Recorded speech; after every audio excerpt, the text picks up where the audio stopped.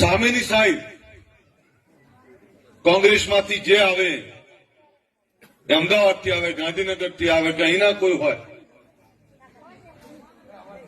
ચૂંટણી ભાજપ કોંગ્રેસ અપક્ષ લડે, ચૂંટણી સ્વરૂપજી લડે, બધાએ લડે, તેમ છતાં વાત આવે અલ્પેશ ઠાકોર ને શંકરભાઈ ચૌધરીની.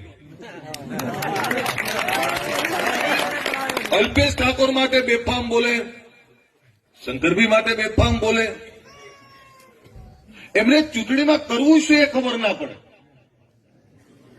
અને અમદાવાદથી ગાંધીનગરથી કેટલાક ડગલા જેવા લોકો એવા આવે કે જ્યાં બધું ભેલાણ કરીને આવ્યા છે, ત્યાં સમાજ જેવું કઈ રહેવા નહીં દીધું, એવા લોકોએ અહીં સમાજની વાત કરી. હું તમને કહેવા આવ્યો છું, આજે સવિશેષ ઠાકોર સમાજને મારે કહેવું છે, એવું શું નથી કર્યું મેં, એવું શું નથી કર્યું ગુજરાત ક્ષત્રિય ઠાકોર સેનાએ, જેના કારણે તમારે અમને ગાળો દેવી પડે. આ ગુજરાત, આખા ગુજરાતનો સમાજ વેર વિખેર હતો. સમાજનો વ્યસનો ચરમસીમાએ હતા.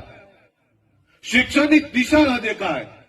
સમાજનું કોઈ રણી ધણી નહીં. એ સમાજને એક કર્યો, વ્યસન મુક્તિની વાત કરી, શિક્ષણની વાત કરી, ભાઈચારો પેદા કર્યો, સન્માનપૂર્વક જીવવાની વિચારધારા આપી, ઉત્તરથી દક્ષિણ, દક્ષિણથી મધ્ય, આખા ગુજરાતના સમાજને એક કર્યો. અને એક કર્યા પછી કેટલાક રાજકીય લોકો બેફામ બોલે અમારા માટે. દુઃખ નહીં થતું હોય, અમે માણસ છીએ, એવી કોઈ ખરાબ કામ નહીં કર્યું. ભૂખ લાગી સમાજના વિકાસની, ભૂખ લાગી ગરીબ સમાજના લોકોને. એવું શું કરીએ કે જેનાથી આ લોકો આગળ વધે. અને આ ભૂખમાં એ લોકોએ વાત ફક્ત પોતાની રાજનીતિની કરી. 70 વર્ષ રાજનીતિ કરી. 70 વર્ષમાં સમાજનું એક એવું કામ બતાવી દે એ લોકો કે જેમણે કર્યું હોય. સમાજને ફક્ત રાજનીતિના નામે મૂર્ખ બનાવ્યો. પોતાની પાર્ટીમાં ટિકિટ મળે એ જ સમાજનો, બીજી પાર્ટીમાં મળે એ સમાજ નહીં. એટલે હું તો સમાજ, મને ટિકિટ મળી છે તો સમાજે મરી જવાનું. પણ સ્વરૂપજી ઠાકોર જેવો સામાન્ય પરિવારનો દીકરો લડે તો કે ના, આ સમાજ નહીં, સમાજ આખો તો અમારી જોડે છે, એને તો કોઈ સમાજ સ્વીકારે નહીં. આ પ્રકારની વાત ચાલતી છે ખરી? સમાજ બધાનો છે.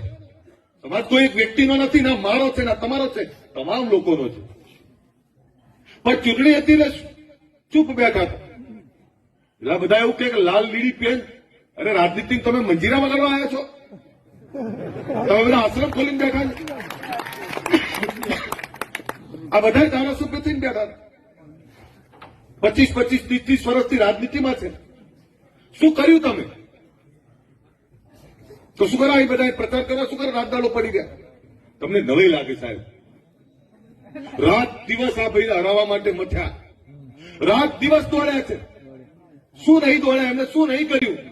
જે સમાજ ઉપર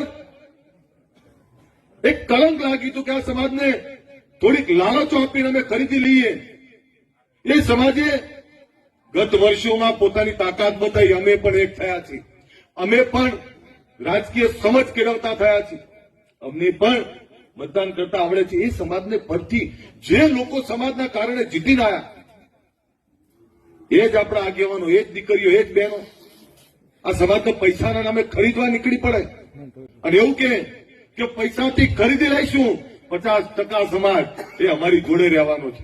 આ પ્રકારની વાતો કરે.